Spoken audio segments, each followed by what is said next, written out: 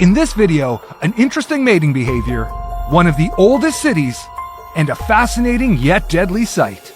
But first, let's start with this. Number 19, Museo Atlantico. Museo Atlantico was opened in 2017 off the coast of Lanzarote in Spain as Europe's first underwater museum. It was completed in 3 years and featured about 300 different works spread around a considerable area of the ocean floor.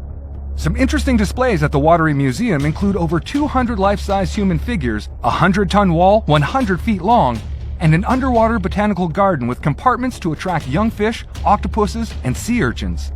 Besides just being a cool place to hang out below the ocean, the project's ultimate aim is to attract various marine species into the area, as well as serve as a reminder of the need to take care of our oceans. Number 18. Hydrothermal vents. These are openings or cracks on the seafloor where hot water is released into the icy cold ocean. They're typically found around active volcanoes and at mid-ocean ridges where the continental plates are moving apart. Basically, any place that allows surface water to be heated to extremely high temperatures. This heated water interacts with the frigid ocean floor waters, effectively turning into pillar-like smoke structures of fine-grained minerals. Referred to as smokers, these structures can be either white or black depending on the kind of minerals they contain. The black smokers typically contain a large portion of sulfides, while the white smokers contain calcium, barium, and silicon. Number 17. Crop circles. A special kind of pattern discovered in 1995 off the coast of Japan, crop circles remained a bit of a mystery for almost a decade. They were made from sand, so they would routinely pop up and disappear, generating even more buzz. Today, though, we know the origin of these patterns. A previously undiscovered pufferfish species, specifically the males. As they swim just above the ocean floor, they disrupt the ocean sand in such a way that it settles back in a stunning circular pattern up to 7 feet in diameter. This, as it was later discovered, is quite an important ritual in the mating process. After the males are done showing off their creativity, the females inspect the pattern and they lay eggs at the center, if they're impressed. Number 16. Underwater Stonehenge.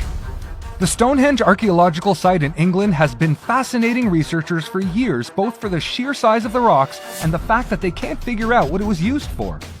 But as everyone was thinking about that, another site with well-arranged rocks was discovered, this time found below the water's surface. Found at the bottom of Lake Michigan in the United States, the underwater Stonehenge dates back to 10,000 years ago when the water level in the lake was below its present-day depth.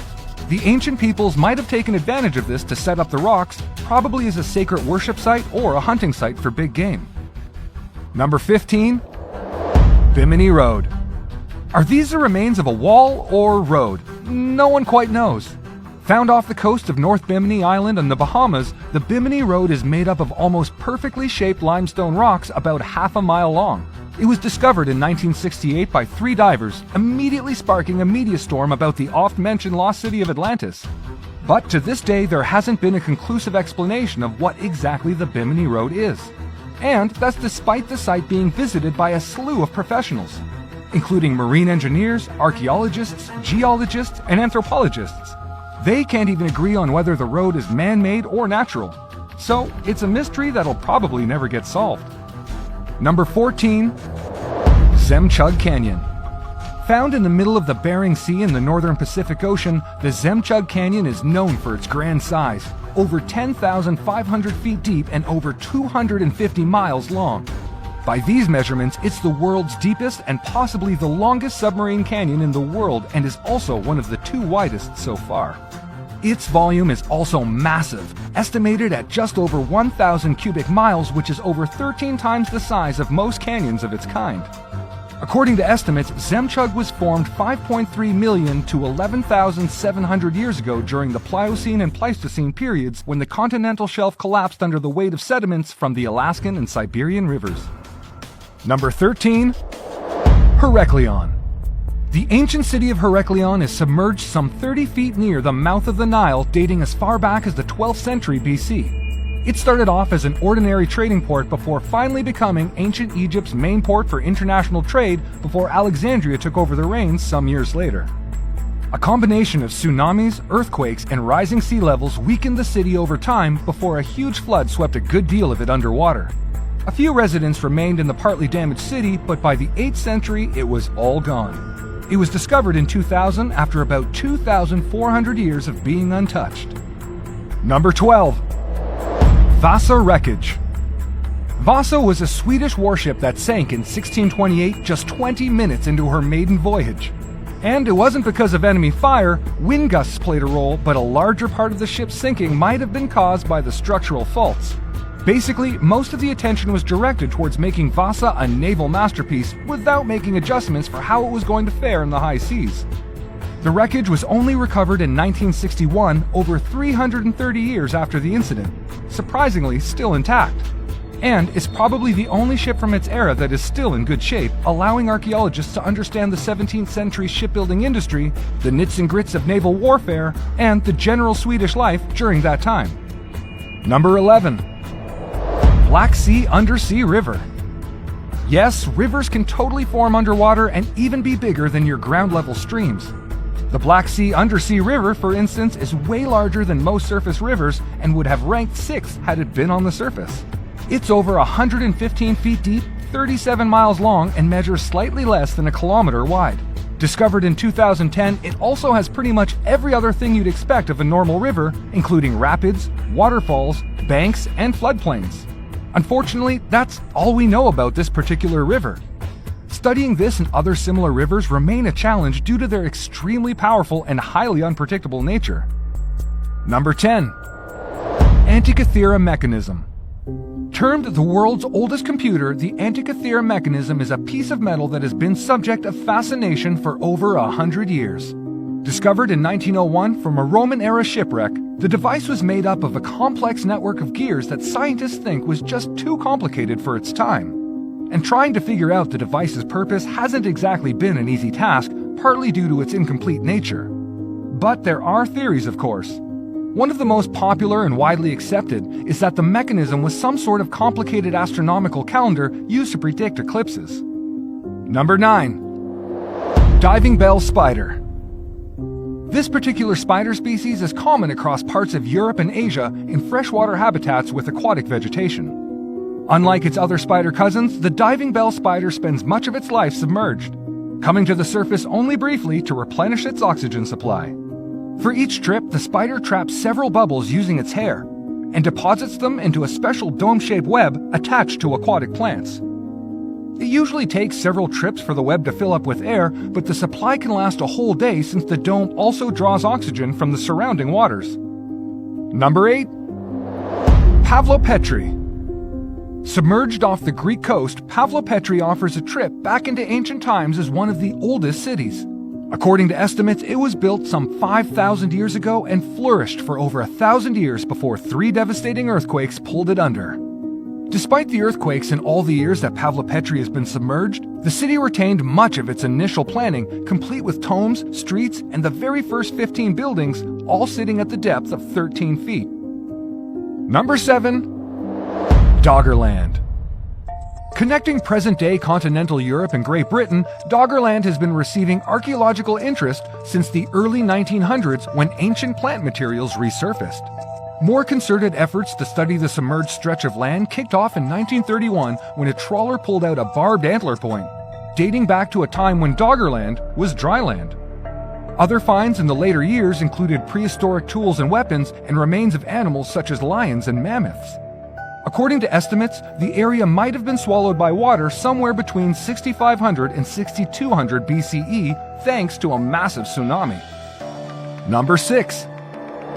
Ancient Tiwanaku artifacts. Lying on the border of modern-day Peru and Bolivia, Lake Titicaca was once a revered religious spot by the Tiwanaku people.